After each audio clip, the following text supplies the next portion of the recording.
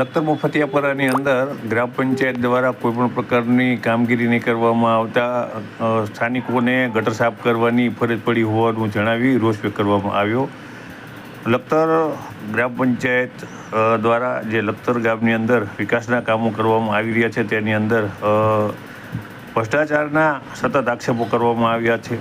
સૂત્રો પાસેથી મળતી માહિતી મુજબ છેલ્લા 5 વર્ષની અંદર જે અંડરગ્રાઉન્ડ ગટર લાઇન નાખવામાં આવી છે તેને દર મહિને રિપેરિંગનો ખર્ચ 25,000 રૂપિયા આનું બિલ આવતું હોવાનું પણ સૂત્રો દ્વારા જણાવવામાં આવી રહ્યું છે. ત્યારે મફતિયાપરા વિસ્તારની અંદર અંડરગ્રાઉન્ડ ગટર લાઇન બંધ થઈ ગઈ હતી અને મફતિયાપરા વિસ્તારના લોકો દ્વારા અવારનવાર આ અંગે લખતર ગ્રામ પંચાયતમાં રજૂઆત કરવામાં આવી હતી, પરંતુ ગ્રામ પંચાયત દ્વારા કોઈપણ પ્રકારની કામગીરી કરવામાં આવી નહોતી.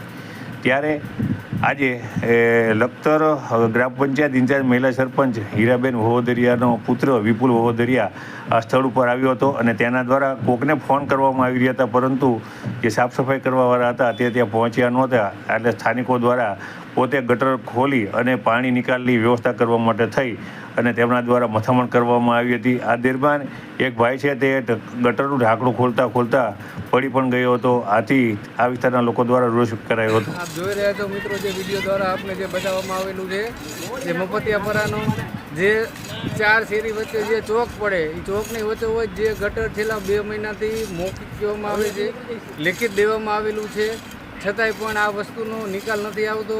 ત્યાંથી જે બહારથી મજૂરો બોલાવવામાં આવે છે, મને ખ્યાલથી ત્યાં સુધી સાકર ગામથી જે મજૂરો બોલાવવામાં આવે છે એમને 500 થી 1000 રૂપિયા દાડી દેવામાં આવે છે. મજૂર જાણે અહીંયા હરવા અને ફરવા માટે આવ્યા હોય એવો જ્યારે માહોલ આવે છે. અહીંયા કોઈ જ પણ પ્રકારની મજૂર આવે છે તો અમે અહીંયા ગારામાં કામ નહીં કરી, અમારી પાસે કોઈસ નથી, સિક્કમ નથી, પાવડા નથી કે જાણે અહીંયા પિકનિક મનાવવા આવ્યો એવી રીતના પંચાયતમાંથી મજૂરો આવે છે. અને આ જ વસ્તુ અત્યારે જે હાલના અહીંના રહેવાસીઓ, સ્થાનિક રહેવાસીઓ પોતાની જાત મહેનતે પોતાના ખર્ચે આ વસ્તુ જે કરી રહ્યા છે, એક પંચાયત માટે અને પંચાયત રાજ્યના મંત્રી માટે પણ એક શરમજનક વાત છે. આ વિડીયોના મિત્રો એટલામાં એટલો શેર કરો કે પંચાયત રાજ મંત્રી છે પ્રફુલ પાનસેરીયા સુધી પહોંચવો જોઈએ.